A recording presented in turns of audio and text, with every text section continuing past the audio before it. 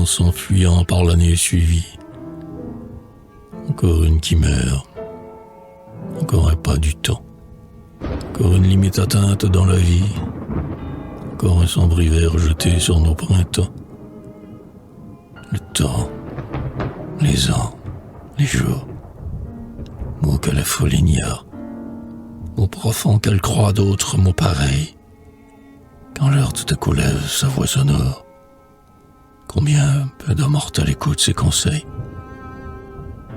L'âme les use, hélas, ces fugitives heures, en folle passion, en folle volupté, et croit que Dieu n'a pas fait de choses meilleures que les chants, les banquets, le rire et la beauté.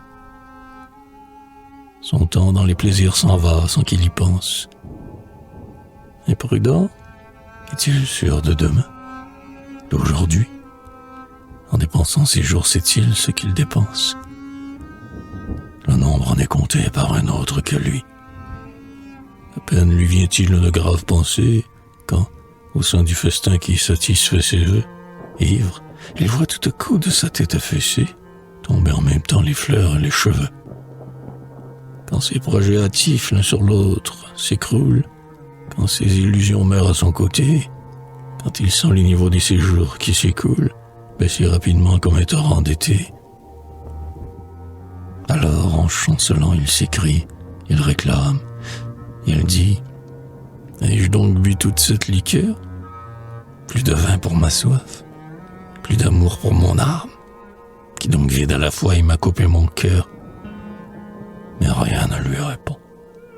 Et triste, et le front blême de ses débiles mains, de son souffle glacé, vainement il remue en s'y cherchant lui-même ce tas de cendres éteints qu'on nomme le passé.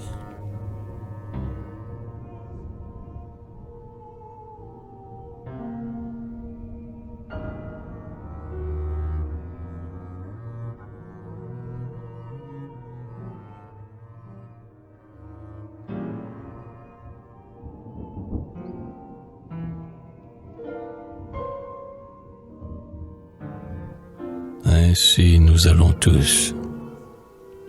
Mais vous dont l'âme est forte, vous dont le cœur est grand, vous dites « Que m'importe si le temps fuit toujours, si toujours un souffle emporte quand il passe, pêle-mêle à travers la durée et l'espace, les hommes et les jours.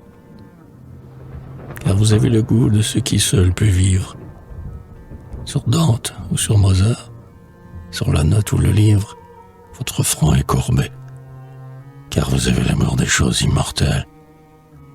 Rien de ce que le temps porte sur ses ailes des vôtres n'est tombé. Quelquefois, quand l'esprit vous presse et vous réclame, une musique en feu s'échappe de votre âme, musique au chant vainqueur, au souffle pur, plus doux que l'aile des zéphyrs, qui palpite et qui fait vibrer comme des lyres les fibres de nos cœurs.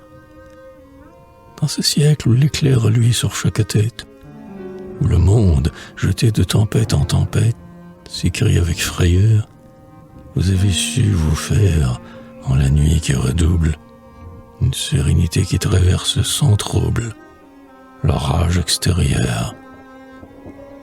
Soyez toujours ainsi, l'amour d'une famille, le centre autour duquel tout gravite et tout brille, la sœur qui nous défend. Prodigue d'indulgence et de blâme économe, femme au cœur grave et doux, sérieuse avec l'homme, folâtre avec l'enfant.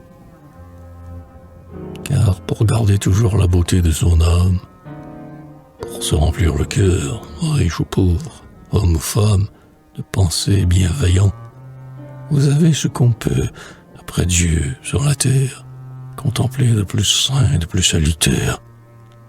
Un père en cheveux blancs,